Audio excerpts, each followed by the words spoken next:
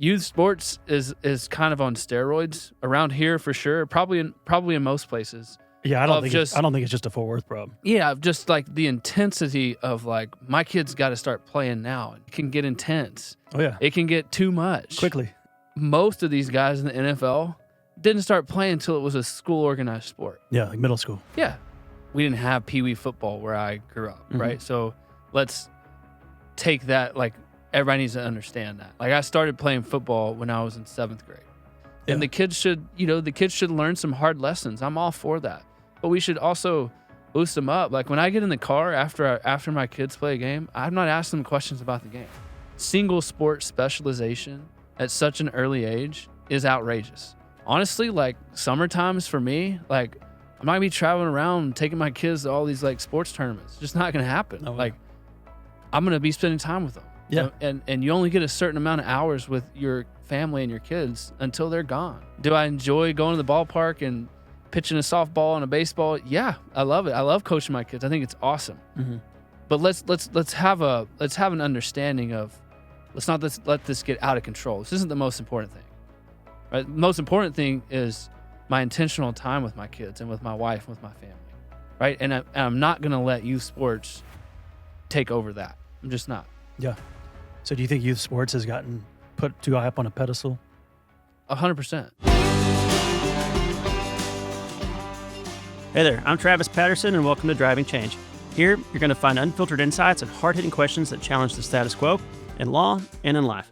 As a personal injury lawyer in Fort Worth, Texas, I see firsthand how challenges like distracted driving and other just general family safety issues really impact our community every single day. But I refuse to accept these problems as inevitable. In this podcast, we're going to dig deep into real-world problems, bringing you practical solutions from my experiences in practicing law, raising a family, and running my own business. I'm not here to preach to anybody. I'm here to simply ask questions and start conversations that make you think differently and provide you actual advice that you can use right away in your own life. So welcome to Driving Change. Let's get to it. All right. Welcome to another episode of the Driving Change podcast. I am Travis Patterson, joined today by a special guest, an old buddy of mine, Colt McCoy. Colt, what's up? Fishing buddy. Fishing buddy. That's right. I taught him everything he knows. You had the boat, so you were my friend. There we go. That's all it took. Yeah. I remember being in law school. I was dating Anna at the time, and she'd call me. She's like, "Are you studying?" I was like, I'm studying which lures these fish want to bite. Yeah. So we had some good times back in the day in Austin. We did. Colt, of course, 14 years NFL, pretty good football career at University of Texas, where we crossed paths. Fellow member of the Texas Cowboys. Mm-hmm. Shout out to the Cowboys. Very special organization to both of us. Married to Rachel for 14 years. Yep, we'll be 15 in July. Awesome. Congrats. And you got 4 kids. 4 kids. Sounds familiar. Life's changed a lot in the last 15 years. Well, we had no cares or concerns out there on the water fishing. Yeah, it's a little different. Yeah. Nowadays, do you still get to fish as much? I mean, I haven't. I mean, I lived in Phoenix for the last 4 years, so trying to find water there is impossible. In the desert. Yeah. But I love to fish. Taking the kids out a few times since we've been back to Texas, which is fun. Yeah. Still got all the same poles. They're a little bit, I need to grease them up, get them back primed and ready. But you had some nice rods back in the day. I remember that. Shipley had some nice stuff. Oh yeah. Jordan got into it pretty good. Yeah. Very into it. Funny story about Shipley. Remember Town Lake? There's this rule. They don't call it Town Lake anymore. Was it like Lady Bird Lake? Lady Bird Lake, yeah. So most people don't know this, but you can put a bass boat on that lake as long as you take your prop out of the water. Yeah, use your trolling motor. So Shipley's out there. Everyone's, on their paddle boards and sunbathing and stuff. Then Shipley would come by with his trolling motor, this huge bass boat. Yeah, big bass boat. Yeah. He had like a bass boat deal. Yeah. There's a lot of largemouth in that lake. Most people don't realize that. For sure. We caught a lot of fish. Yeah. A lot of fish. I had a little John boat, not a big but it worked. Boat. It did. Yeah. The bass don't know any different. No. But anyway, we're not here to talk about fishing, unfortunately. We should start a fishing podcast on the side. Let's do it. Side note. I want to talk to you about youth sports. Because we had lunch the other day with some guys we went to college with from Cowboys. And I remember just leaving that lunch being like, that was really eye-opening hearing your perspective on youth sports. because we're all trying to navigate this as dads. Right. I got 4 kids, you got 4 kids, and obviously all of our buddies are dealing with this with their own kids. And I thought it was really kind of neat, your perspective on it. Obviously playing in the NFL and playing in college at such a high level. So let's just kind of dive right in. Let's start with you and your story. Tell folks, like, when you, as a kid growing up in West Texas, small town, when did you start playing youth sports, and what was your childhood athletic career like? Yeah. I grew up way out in West Texas. There wasn't a whole lot of, like, we didn't have Pee Wee football where I grew up, right? So let's take that, like, everybody needs to understand that. Like, I started playing football when I was in 7th grade, and I was chomping at the bit. I mean, I wanted to play so bad. My dad was, the football coach, and, I just remember my dad always saying, like, I'd probably be open to you playing, but for a couple reasons I don't want you to. One was, like, I don't think you're developed yet. I think just from a body, physical standpoint, like, there's other things you can do to get ready to play football. And then number 2 is always, I want to make sure you learn how to play the game right, from how do you form tackle somebody, keeping your head up, right? Yeah. The drills and the skills and the ways to play, you need to be taught by somebody that really knows what they're doing. And I'm not saying there's not good coaches in the younger leagues. Mm-hmm. I'm sure there's great coaches. Yeah. But that was his take on that. I remember my first sort of competitive thing was like 3rd grade, little dribblers, right? Like basketball. And I was so nervous. Mm-hmm. I was, wanting to beat there's 3 teams in the town that I grew up in, or 2 teams, and everybody on the other team. And it was so much fun. It was just the competitive, like, go out there and, jack up some threes and figure out who, let's just go play. It's your first, there's referees, and, you're with your friends, and, and, the dads are coaching, and it was awesome. Yeah. And so I did some of that, played baseball, T-ball and coach pitch and those sort of things. But on the scale of just in your small town, right? I think now transitioning to Fort Worth, it's a little bit different, because Fort Worth's a bigger town, and there's more teams, and there's more coaches, and there's more leagues. Yeah. Right. So it's elevated. But if I look back on my time, I would just say I loved it as a kid. I loved it. I wanted to play everything. But my parents were very strategic in how that happened. And now being a parent, like, I fully understand why. Like, it can get intense. Oh yeah. It can get too much quickly. Like, it can get, dad's yelling and mom's screaming, and they want little Timmy to be the best player. There's a lot going on there. I think this is something we can unpack a little bit. But I'll say this, like, I was in my probably 12th or 13th season in the NFL. Mm-hmm. And when I was playing in the NFL, my kids, I have a 9-year-old girl, 8-year-old girl, 6-year-old son, and a 4-year-old girl. Mm-hmm. We didn't play sports when I was playing in the NFL. This is our first year to kind of get into your kids youth sports. My kids didn't. Because my time and my commitment at work and the hours that you spent, when I was at home, I just wanted to, let's play basketball in the front yard together. Right, let's throw the football or the baseball or hit the wiffle ball. Because you were gone so much. I was gone, and we couldn't squeeze all that in. Yeah. And my wife is incredible. I mean, she's the glue to all that we do. But adding one more thing on her plate like that, it was impossible. Right. But I went in the locker room, because some of the kids of a few of my teammates were playing, young soccer, and it was like they're talking about, man, we're traveling to Tucson, and we're traveling to wherever, playing these soccer tournaments. It's embarrassing. It's hard. It's stupid. Everybody's yelling and screaming. I just want my kids to have fun, And so I started thinking about all that, and I took this poll. So there's 53 guys in the locker room. I walked around to everybody, and I just said, like, hey, how many sports did you play growing up? Mm-hmm. And when did you start? And it was shocking to me, like, the answer that everyone gave me. First of all, I've only met one person in the NFL who only played football. That's crazy. One. Yeah. So of all the, and I did this on a few teams, but I'm recalling what I did when I was in Arizona. Mm-hmm. Of all the guys that I polled, I think out of the 53 guys, I think probably 50 played 3 sports or more in high school. Right. Whether that's basketball, most of them played basketball. A lot of them played baseball. A lot of obviously football. Mm-hmm. And there's other sports in the golf or ran track. Everybody ran track. Right. Right. So you're talking about the best athletes in the world. Yeah. Maybe outside of the NBA. NBA's freak athletes. Right. That played multiple sports growing up. And then the question was like, when did you start playing? Okay. Age 3. I mean, most of these guys in the NFL didn't start playing until it was a school organized sport. Yeah, like middle school. Yeah. Middle school. Or they played basketball and ran track as a kid. And when they got into school and they figured out maybe I'll be good at football, they started playing, right? So I guess my point in saying all that is like youth sports is kind of on steroids around here for sure, probably in most places. Yeah, I don't think it's just a Fort Worth problem. Yeah, just like the intensity of like my kids got to start playing now, and talking to these baseball dads, it's like the more at bats they can get, the better chance they're going to have someday. Yeah, and maybe that's true, but from my perspective, like it's a little much at times. Like it's a little much for me. It makes me a little bit uncomfortable sometimes.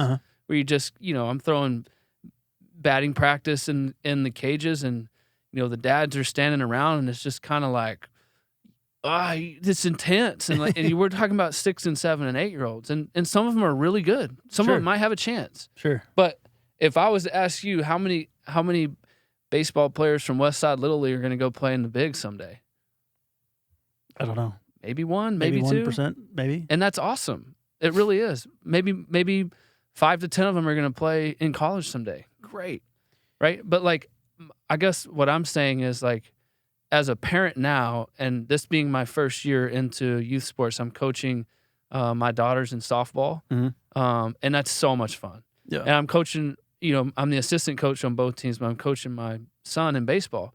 We're having a blast. Yeah. It is fun, but it can, like, it should be, right? Yeah. It should be a place where we go and we have fun and you work hard and you learn lessons. You learn how to win. You learn how to lose. Totally. You get that competitive feeling and we lost tonight, but I could have played better. I want to win. All those are great. Yeah. In context, right? Like when we start putting the we gotta be number one. Yeah, like it can be a little much. And I guess my point in saying all that is like, when did I know that I was going to go to the NFL? I mean, not until I'm like halfway through college, and I think like, well, maybe that could be an opportunity, right? Yeah. And so I just want to keep I think sometimes it's hard to get that perspective out there because it is fun. It's a social scene for the parents and the kids should learn some hard lessons. I'm all for that, but we should also boost them up. Like when I get in the car after my kids play a game, I'm not asking them questions about the game. Yeah. I'm just saying, whatever, like some of these 6-year-olds have been in kindergarten all day and they didn't get a nap and they're tired and they're playing a baseball game at 7 o'clock. 7 o'clock at night. And they swing 3 times and miss and then they start crying and then they're pissed and it's like, I shouldn't be pissed at him for that. No, like it should be fine. It should be a learning lesson. Yeah, sure. Like he wants to get better. Great. Like but am I going to go take him to go get batting lessons and get a strength trainer Fit that in your schedule? And get a pitching coach and a throwing coach? No. Yeah. No. There'll be a time for that. There'll be a time so for I that. think just keeping all that in perspective for me makes a whole lot of sense. So I love the survey you did with your NFL teammates. I did a similar kind of deal with a baseball guy, a high school baseball coach. He's an amazing baseball coach.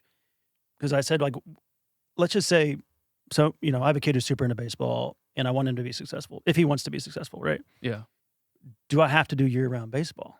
He's like, I'd actually prefer it if you didn't, right? Because what I deal with, like, once they get into high school is burnout, right? It's just like something that most parents of, like, little kids don't think about.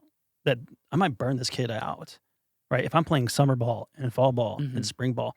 It's like burnout's a big issue, obviously, for these kids who are specializing early in any sport, Yeah. I assume football, baseball, it's all the same. Yeah. And injuries. If these kids are throwing a baseball year round, they're going to tear their elbow apart. I mean, kids are getting Tommy John surgery now at 12, 13 years old. Yeah. I don't think that's good for them. No. Probably in the long run. No, I would say two things along that line. Number one, I am sensitive to moms and dads who want their kids to have opportunities and to be successful. I think that's wonderful. Yeah. Right. And for most kids and families, like they see that we have 8 or 9 or 10 years of sports, be it, at, little leagues and basketball games, and then they get into junior high and high school, and then their career's likely over. And so being able to spend time with your kids and take them to the parks and travel them around, like that's a cool thing. Yeah. Like I get it. And I think it's fine. Like everybody can navigate that the way that they want to. I think number two, I would say, if you look at the poll I took in the NFL locker room, it's like what that tells me is single sport specialization at such an early age is outrageous. Yeah. It just is. Which is pretty unanimous. Like because when you talk to professional athletes or hear about them talking about this, they're almost to a T against this. Like all of them. Everybody that I know. Yeah. And the reason I say that is because if you're into youth sports and kids, great. Like let them play things. If you just throw a baseball year round, like you're not developing. Right. You may be a better pitcher for a time being, but when everybody grows up and everybody's played all these other sports, they're going to be better at some point. So I'm all about like figuring out ways to just play sports, right? Kick a soccer ball, cut and move and dribble a ball around a cone. Like that's a skill, right? Learn how to jump rope, learn how to shoot a basketball, right? Learn how to catch a football or use a glove or a lacrosse stick or what, like all those things are just developmental tools that allow your son or daughter to be a better athlete. And as they get older and as they get into 7th, 8th, 9th grade, and like all of a sudden they kind of have an avenue of like, hey, they're pretty good at whatever.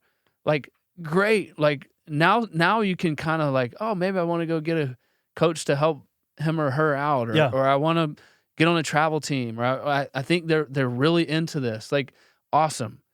What I'm saying is like when they're young, like you can ask any NFL athlete or professional athlete, or at least for me, anybody that I've been around, and they would say the same thing. It's like it's all about physically, it's all about the skills you develop. Like none of that's going to hurt you.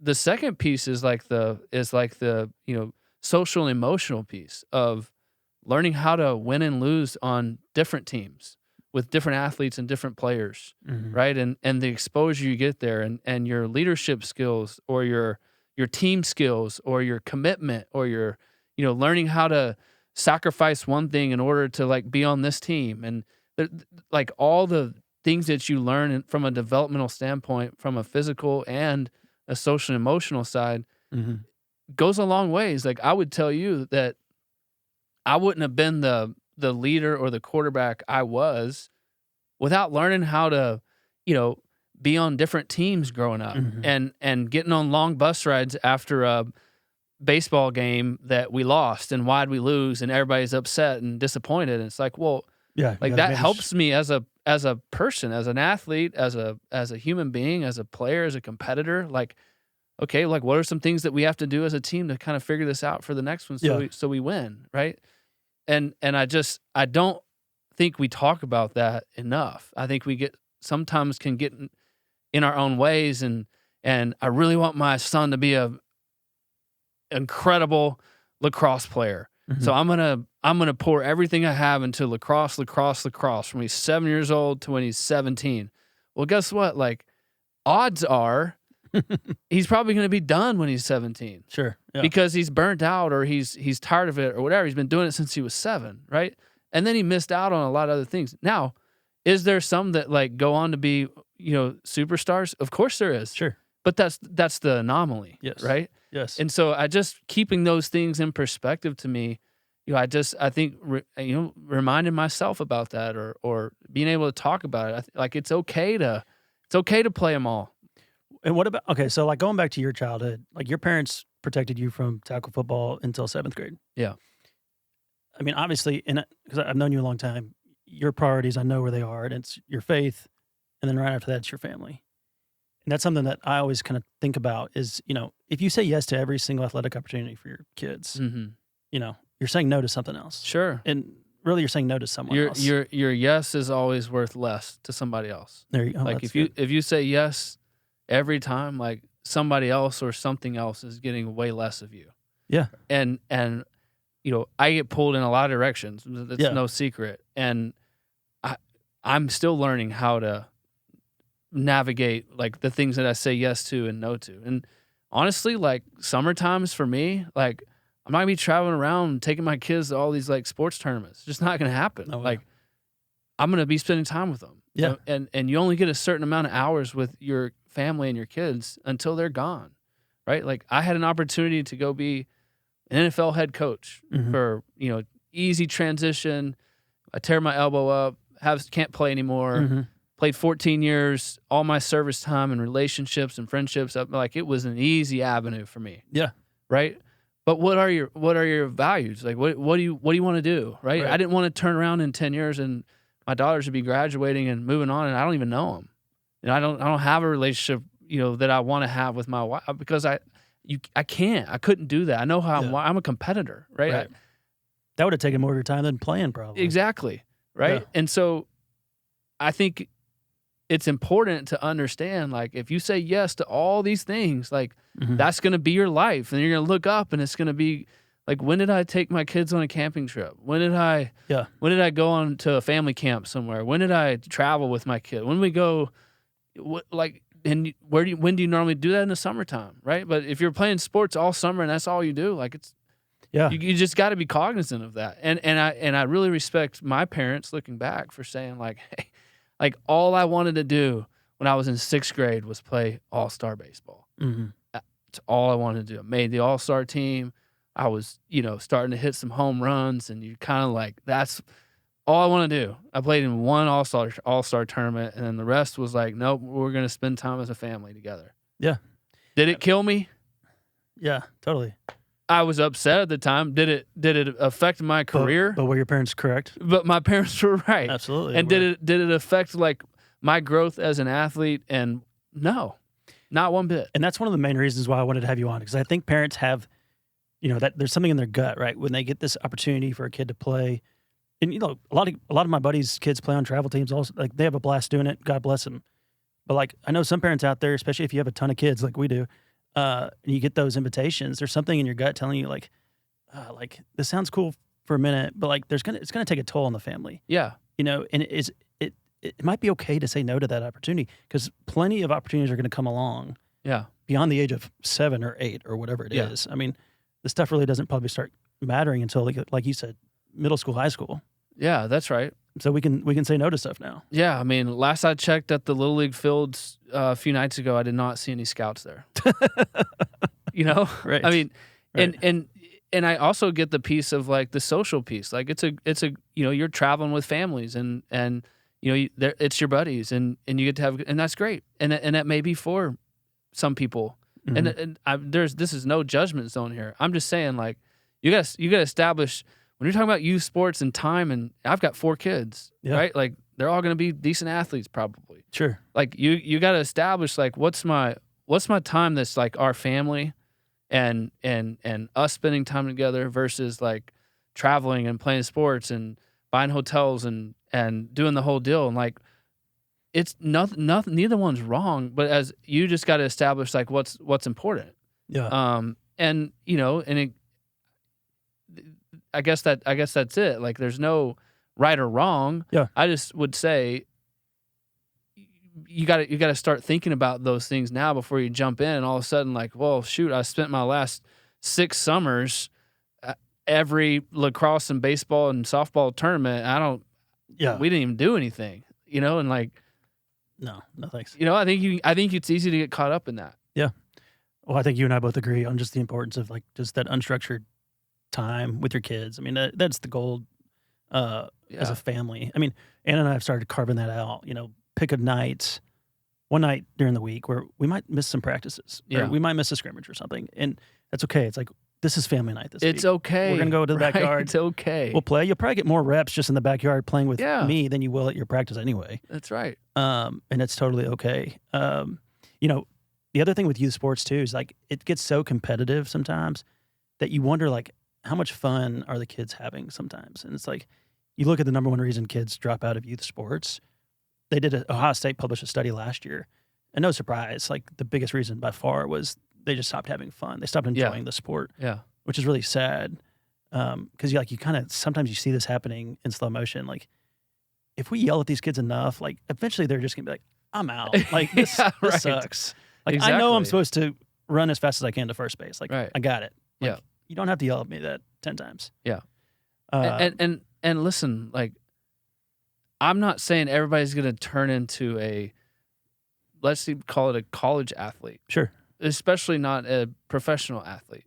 What I'm saying is like that could happen, but more than likely it's not. And so establishing your time and your commitment and your values and how you want to approach this is okay. Like there's no limitation on what you can and can't do. And I think it will be I think it's hard. It's hard. This is my first year into youth sports. It's hard. It's hard to decide like I'm not if I both my girls are on the same team and I'm coaching my son, every night of the week I have either a practice or a game. That's hard. Yeah. You know what I value? Why I left the NFL is like having a night around the table together as a family and talk about school and what's going on. Totally. And hearing them talk about, I'm learning, the state capitals in the Northeast and let's quiz each other. Let's have a conversation. Like you miss those times. Oh no. Because you're playing sports every night. You're so spread out. And you're spread out. And sometimes, like tonight, for example, I've got a baseball game at 7 p.m. and a softball game at 7 p.m. I'm the assistant coach on both. Like now what do I do? Right? There's just a lot. Yeah. And it's fun times. We enjoy times at the ballpark. We do. Yeah. And it's for a month or so. But like let's not make it more than what it is, right? Mm-hmm. Like let's be cognizant of how many hours you're going to have with your kids before they turn 18 and they leave.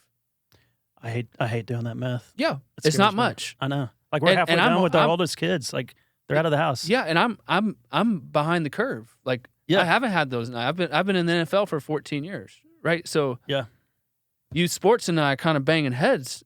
Yeah, figuring like I left what I had sports so that I could have this time with my kids. Totally. And do I enjoy competition?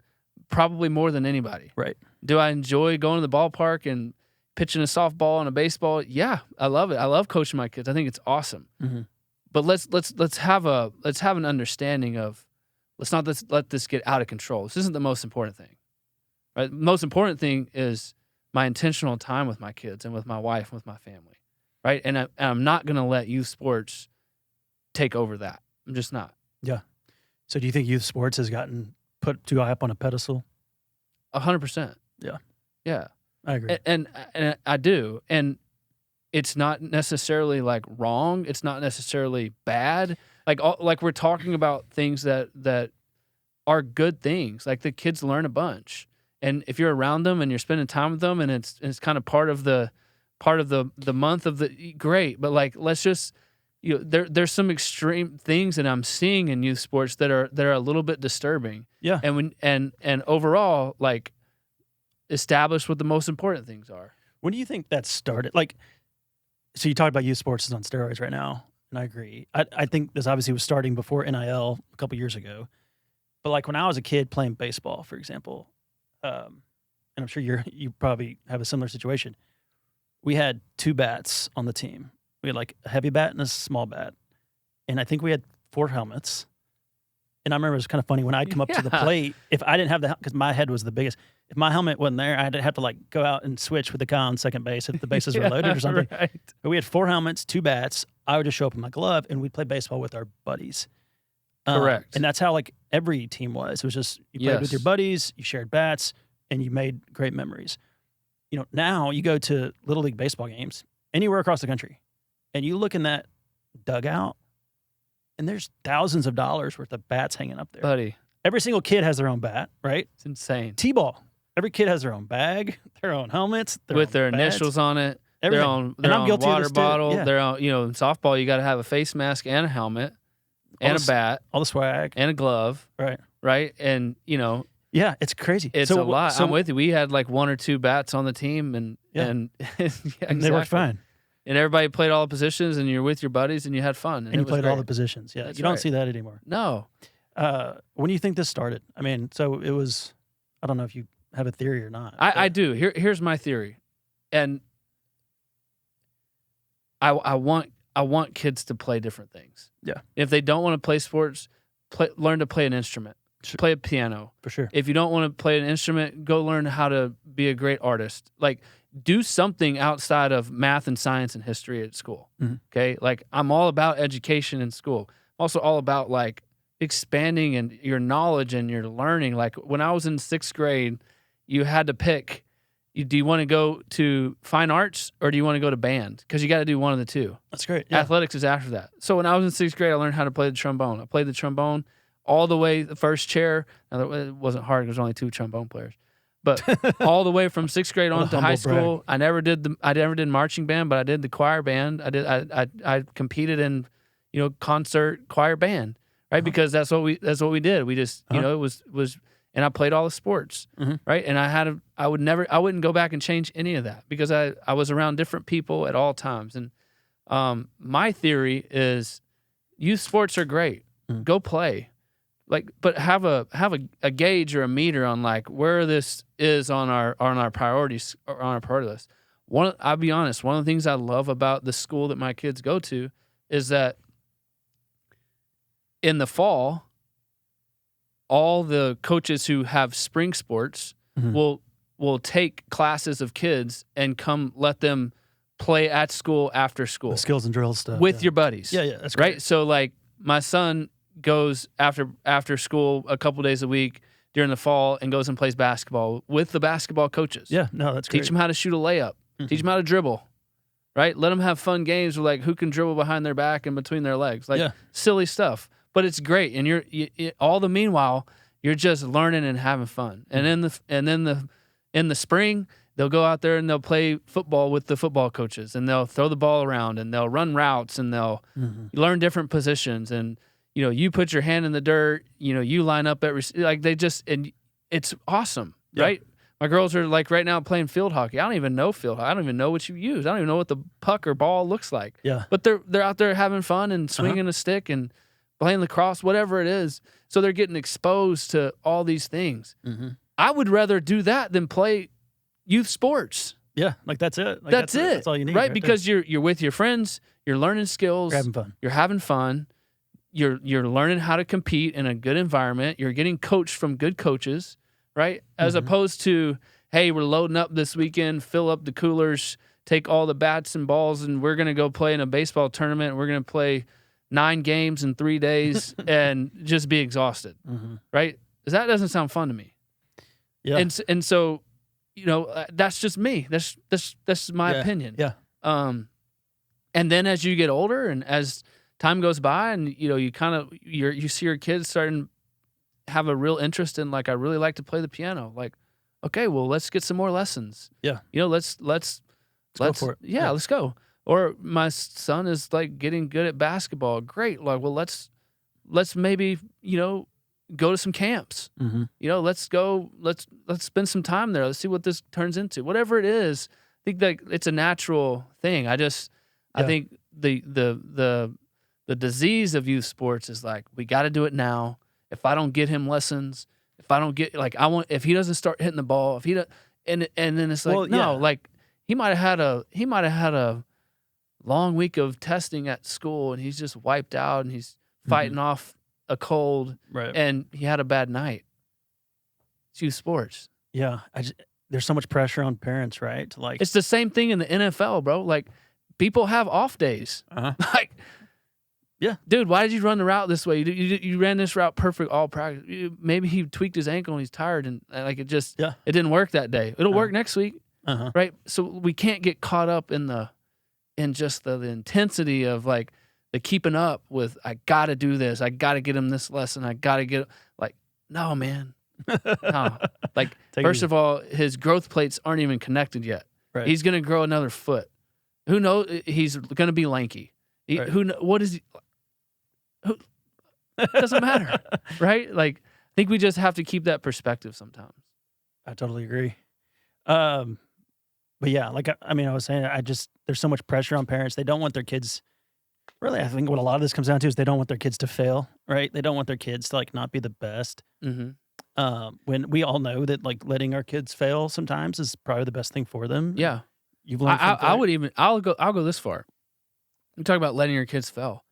I think that's one of the beauties of youth sports that we don't talk about. Yeah, I think if a kid fails, the natural reaction for me as a parent is to like, come on, man, what are you doing? Like, yeah, choke up on your bat, like scoot up to the plate. Let's go swing that ball. Protect the Or swing plate. that bat. Yeah. Whereas, no, you know what's really going on?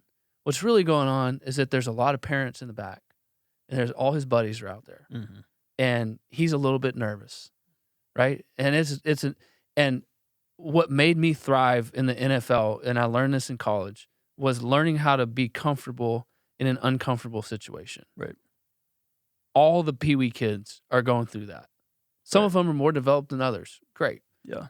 Some of the kids that are playing the outfield right now are going to grow up that are going to be the best players on their baseball team when they get older. Okay? Mhm. It's all about the teaching moments for me is not getting mad at my son because he missed the baseball and he didn't get on base. Right. The teaching moment for me is like, hey, man, what were you feeling up there? Like, what was going through your head? That's cool. You know, Yeah. what, you know, I don't care if you didn't hit the ball. I'm Right. proud of you, man. Yeah. Like, I'm proud that you stepped up there and tried, right? But let's learn from it. Like, do you want to get better? Like, talk to me about what you were seeing. What were you feeling? Were you nervous? Like, Yeah. And then you'd be amazed at like the answers that they'll come up with or what they'll say. Or it's like, you know, I was hungry. You know, it's like, Wanted a snack. are you hungry or was your stomach having like butterflies? Yeah. You know, like what, he's 6, Right. right? So as a parent, instead of going like, and it's natural, it would be, I mean, listen, I'm the ultimate competitor. Like Yeah. I thrive for competition. Like I want it so bad. Yeah. It's probably what I miss the most about the game. But channel that into like getting down in your kid's life, in their world, talking about their day, talking about what you were feeling, talking Yeah. about like, hey, if you want to fix this, we can go to the backyard and we can kind of talk about it. You know, I'll throw you a couple pitches when we get home and If they let want you to do get it. let yeah. you get that feel. Only if they want to do it. Yeah. I'm not asking them to go do that. You know, Yeah. the work and the requirement for me is going to be a lot more than it is for him to make that happen. Yeah. But just be there, right? Be their support. Mhm. You know, there's not a night that goes by when I put my kids down to bed I don't tell them I'm proud of them. Right. I'm proud of you. Yeah. Proud that you're doing this. I'm proud to get to go watch. Like I'm just proud. Like I love and I'm watching here you to help play. you and I'm Yeah. always in your corner, right? And the teaching moments that youth sports provides are awesome. For that reason, hey, like when you're out there, I want you to hustle, right? There's a couple of things that you can control. You can control your attitude, Yeah. and you can control your effort, right? If you're running hard and you're playing hard, proud of you. If you're giving your best effort all the time and you're being a good teammate to little Timmy and little Johnny, like I'm proud of you, man. Like all the other stuff will come. So what would Colt McCoy do if his son started arguing with the umpire on balls and strikes or something? Just go out there and grab him. Hey, I would snap for Yeah, sure. I could see you just losing it on Yeah, that. like and like those are Because you see that out there a lot. You see That's kids right. talking back to the umpires, That's talking back right. to coaches, and like, you know, I'm an assistant coach in baseball, and our head coach is great. And one of the things he always says is like, hey, listen, like we're gonna keep our eyes up and we're gonna look each other in the eyes. When you're talking to a teammate, we're gonna look into your eyes. When you're talking to a coach, eyes up, oh, that's great. right? Yeah. And we're gonna say yes sir and no sir, because that's what we're gonna do. That's the rules here, Yeah. right? We're gonna have fun. We're gonna work hard. We're gonna try to get better, and we're gonna encourage each other. And after games, we do a lot of like encouragement for Yeah. kids to other kids and what they did well, right? And then That's you great. know, to me that helps. So there will always be a winner and a loser. Our kids will learn that. If they don't already know it, they do. Like they feel that. They feel it from parents. They feel it from coaches. They feel it from like and that's fine. That's the way the world works. That will always be the case. That's why I love sports. Yeah. But when we're young, let's use this time to encourage, to truly teach, to get down on their level and communicate with them and talk to them about, what are you feeling? What did you see? Like, how can I help you? Yeah. I just want you to know I'm proud of you. Yeah. Right. Like I'm so proud of you. Like you're gonna be great. Like I mean, our kid. I know your kid's coach. My kid's coach is great. Very similar. A lot of life lessons, encouragement, all that. But you see it out there with other teams sometimes. Like coaches just like losing their cool about kids striking out or something. It's like, what are we doing here, guys? I know. And if my kid got drafted on that team, I'd be like, draft again. Yeah, we're that's. I'm with you. I think that's where I draw the line. Yeah, is like, no, I don't like. And parents have that power. Like, yeah, if you're if your kid's in a toxic environment or something in the sports world, like get them out of it. Like, yeah, keep trying. Yeah. Because I agree, there's so many awesome life lessons out there if you keep youth sports where it belongs, which is not it's not your whole life. You're not living vicariously through these kids. This isn't your ticket to professional sports, no, or anything like that. I want to switch gears real quick while I have you and talk about NIL. I'm sure you wish there was a little bit of NIL back when you were in college. But we might have had a bass boat, man. Besides being jealous of those guys who are making the money, like just big picture, what is your kind of general thought on what's going on? Because, I think a lot of people agree that a lot of these guys should get some economic benefit from what they're doing for these universities. Mm-hmm. But it is the wild, wild west right now. You see that a lot. I mean, what's going on like at the University of Tennessee is pretty wild with guys now holding out and there's no binding contracts and all this kind of stuff. So what's your general thought on that? And then I want to circle back to, do we think, how is NIL affecting youth sports? Because I think there's some kind of connection that we can make. But yeah, I want to get your thoughts on NIL first. Yeah, I mean, listen, I think, I am wholeheartedly like happy that players can get paid on their name, image, and likeness. Fine. Mm-hmm. Like you work really hard. You are uniquely gifted to be able to play college sports. Yeah. Right. And there may be a way to make some money on that. I think the problem, and I don't love like regulations, and I don't love like, not getting political, like big government, like that. I don't. But the NCAA has failed everybody, right? That's we've established that. And what's going on now is that everything's gray. There's no black. There's no white. Like you don't know what you can do, what you can't do. So you're just kind of living in this world of like there's no rules really. I mean, there is some, but like you look at the Tennessee situation, and it's like whatever side you want to look at it from, like neither are technically wrong.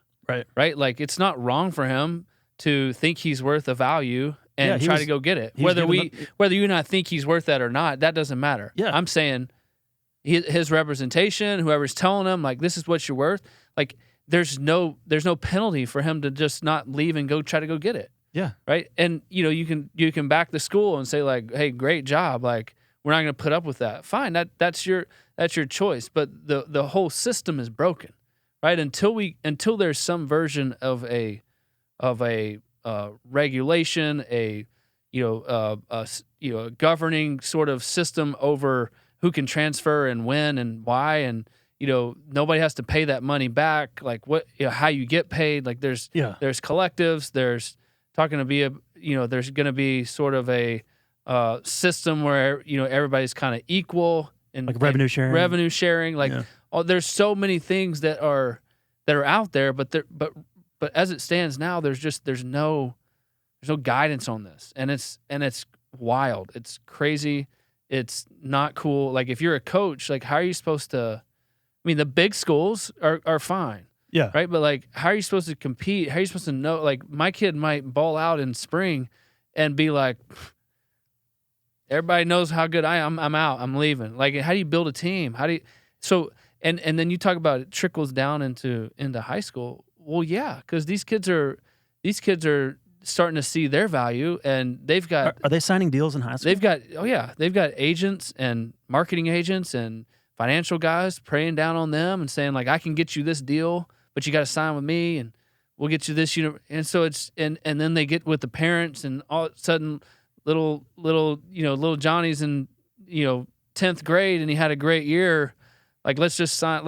We might sit out our senior year and just go somewhere else because we're going to make more money.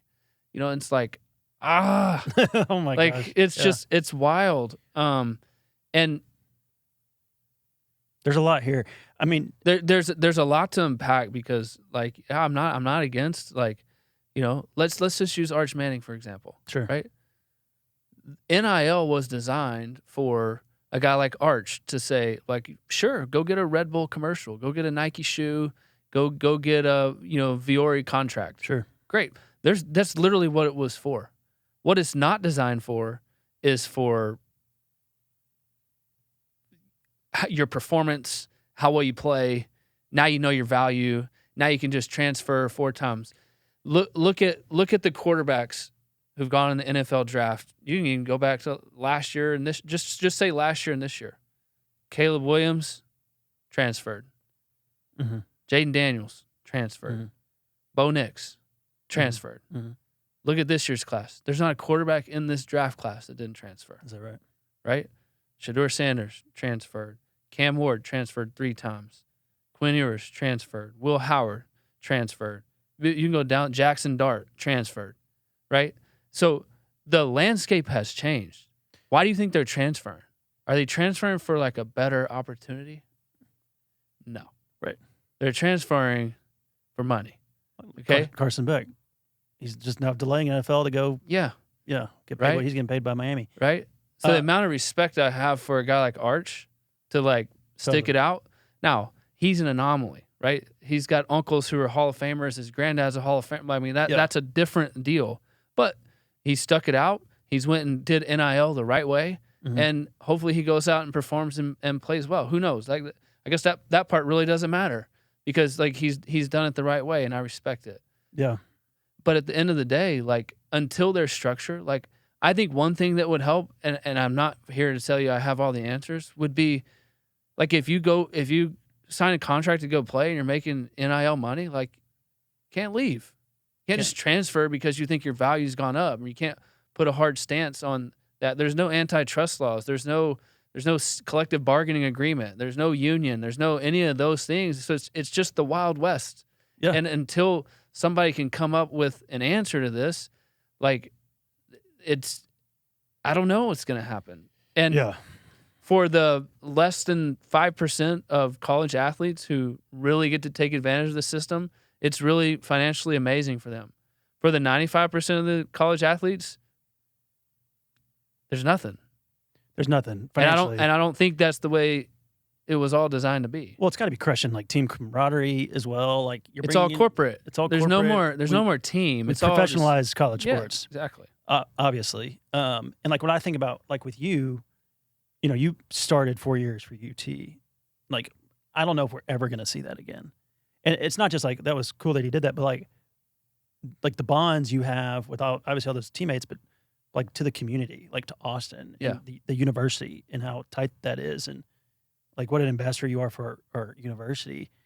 Like, you know, are we going to see those kinds of deep bonds and relationships? And I mean, I think you can just look at the last 2 years. I just listed all those quarterbacks. Yeah. Like, it's not going to happen anymore. It Yeah. just won't. Like, and I was sort of an anomaly back then. Like, there's not very many guys have the chance to play as a freshman and to play 4 years, right? And you got to stay healthy but and just all that. being on a team for 4 years, right? on the same team. It's not going to happen anymore. And so going back to youth sports, like my theory is like, yeah, there's obviously some anomalies, some amazing 16-year-old athletes somewhere talking to agents and getting NIL deals probably. But like trickling down to like the little guys, all NIL does to me, and I don't think we're here yet, but I'm trying to like look ahead. I just feel like it's dangling that carrot out there for families, and it's just bringing that carrot just a little bit closer to their face. Like it used to be like, okay, if my kid is that rare exception, the Colt McCoy, maybe they'll be in the NFL someday. Well, but now it's like all I got to do do is get them to be a pretty good high school player or a college player, and they can start impacting our family and start. You used to think, well, maybe I can get my school paid for.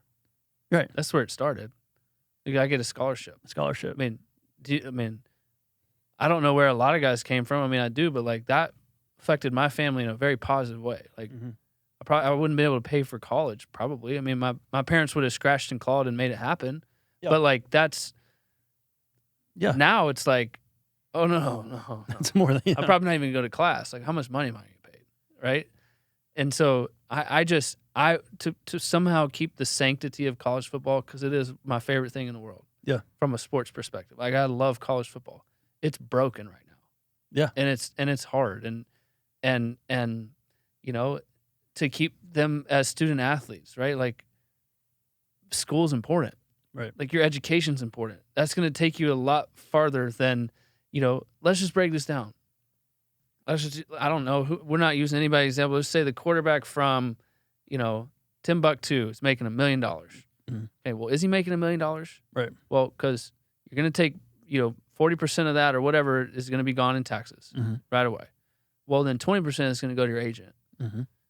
So that, and then probably some of that's going to go to your parents or to your friends, or like you're going to take care of some of the people in your life, because likely that person is not, just extremely well off. So then you got, let's call it $150,000 in your pocket.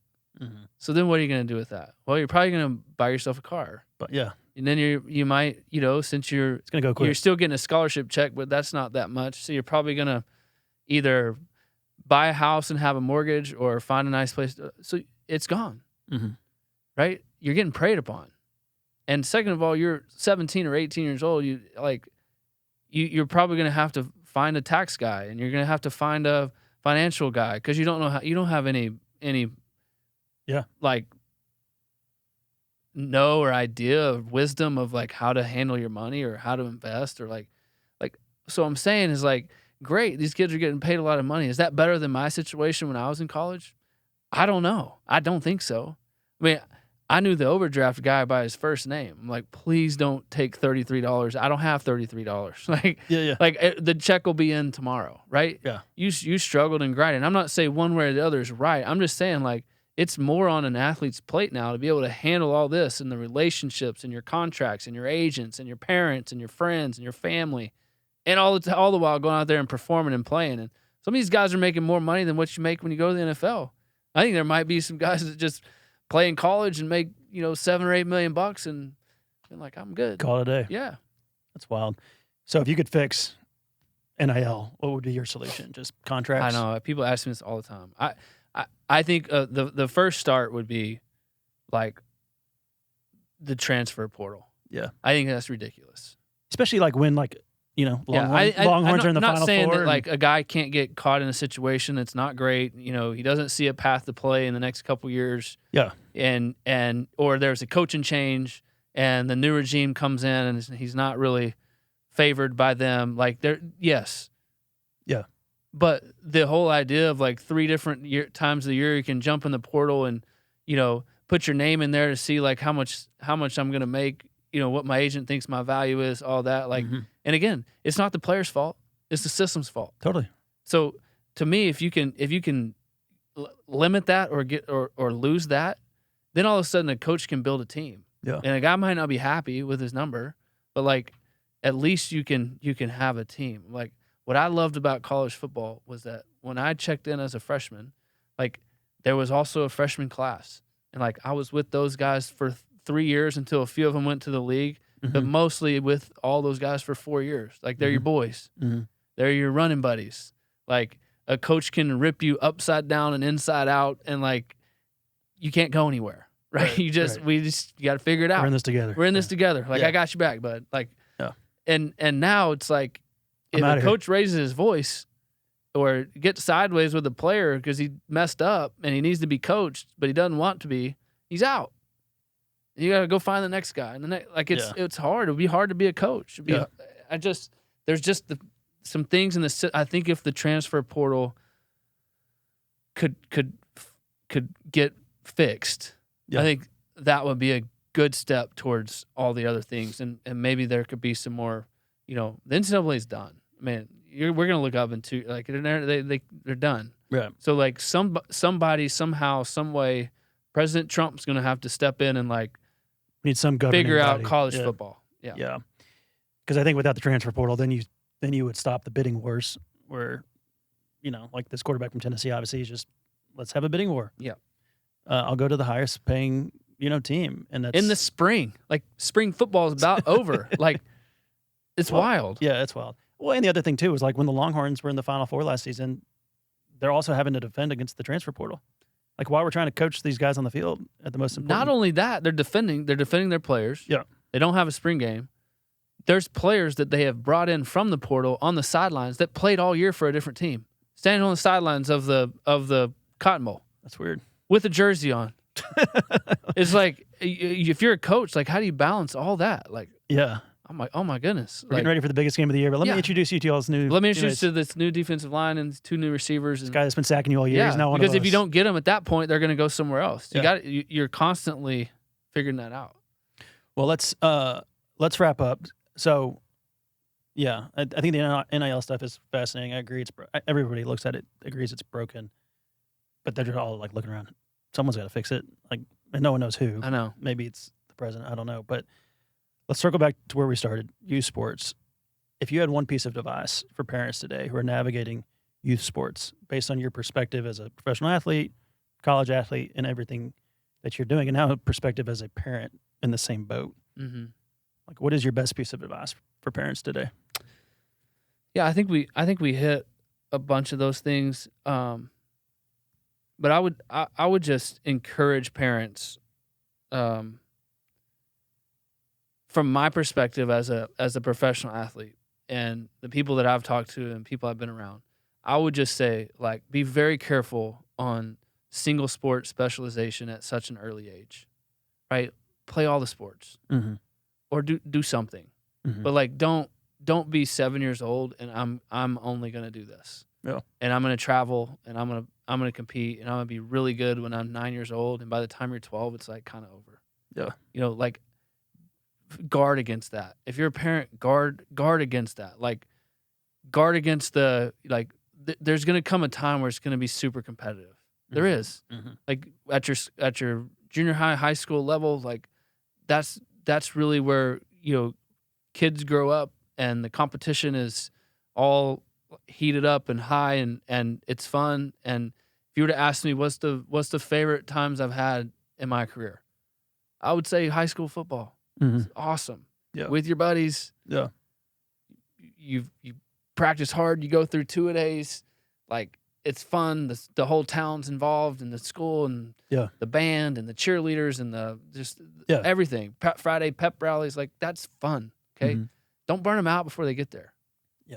Right? Like, guard against that. Guard against, like, you know, I got to do more and more and more for, you know, little Susie. Mm-hmm. Like, maybe just come alongside her and encourage her and be proud of her and help her out. And if she's really interested and she really wants to keep going, great. You can provide those, but like, let them play all the sports. Yeah. You know, like, Totally. after school with their buddies, on the weekends. You don't have to play in leagues. Like, going to these travel tournaments is really going to do nothing. It's just not. Like, Yeah. I went to Jim Ned High School, Tuscola, Texas. Everybody knows where that Population, is. 700 people. Yeah. It's a consolidated school district.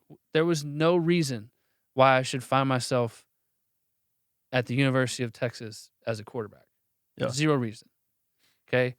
I didn't play travel ball. We didn't have travel ball. I didn't play football till the 7th grade. Mm-hmm. I wanted to be a basketball player. That was my favorite sport.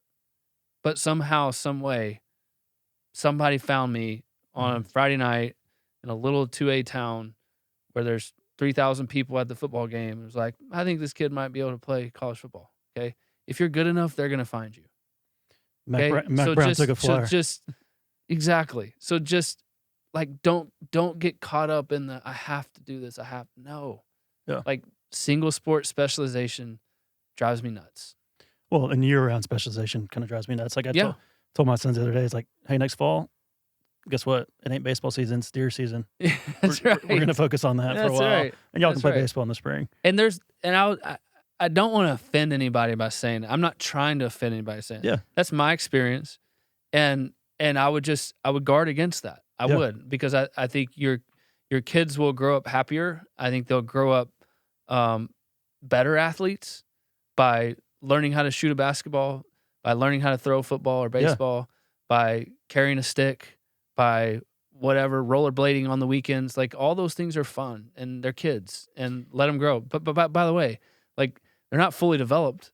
Right. To really, I grew an inch and gained 30 pounds when I got to college. Right. So, like, I get it, Mhm.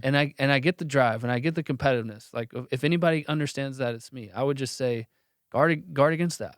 Yeah. And yeah, I agree. There's no offense meant. I mean, this whole podcast is not about offending or casting judgment or preaching to anybody. It's, Yeah. hey, let's just kind of rethink the way we do things. We don't have to do things just because everyone else is doing it. Yeah. So I last thing I'll say is, like, I think we get lost in games Mhm. more so than in like skills and drills and practices. 1,000%.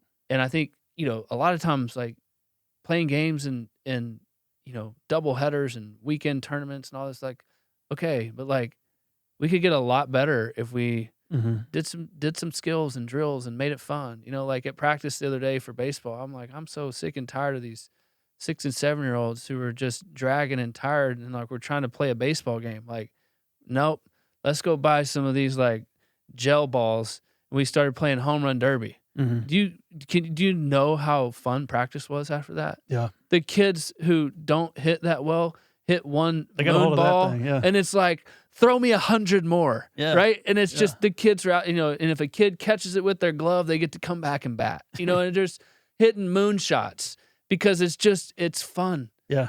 And I bet at the end of the year, if you were to ask any of the little kids, hey, what was your most fun piece of baseball this year? Yeah. They're not going to say the time that we went to, Rocker B Ranch and played 17 games on the weekend. They're going to say, when we played home run derby with the moon balls at practice, that was my favorite part. Yeah, that's fun. So what does that tell you? I mean, you get it? Like, yeah. No, yeah. I don't get asked to coach very much. But I was a coach once, and I brought water balloons to practice. And I was like, smash these water balloons. Yes. And I did. And I still get little kids to come up to me, and this was like 3 years ago. And they're like, aren't you the water balloon coach? I'm like, that's me, buddy. Exactly. Smash those water balloons. Yep. Well, buddy, thanks. Let's keep this conversation going on a fishing boat sometime. I'm in for that. All right. Spring spawn season. Let's go. I've already been out there once. It was fun. All right. Let's get out of here. Thanks, buddy. If you liked today's episode, please subscribe to the podcast and don't forget to leave us a review. It really does help us get the word out. As we dive into these important conversations about safety and about community, I'm reminded of why I became a personal injury lawyer in the first place. Every single day, I see people whose lives have been turned upside down because of some accident in one form or another. It's a confusing and overwhelming time, and it can feel impossible for folks to know where to turn. If you or someone you love have been in an accident like that and you need honest guidance, give us a call. We'll get to know you, we'll get to know your story, and we will be with you every step of the way. Thank you for listening, and we'll see you next time.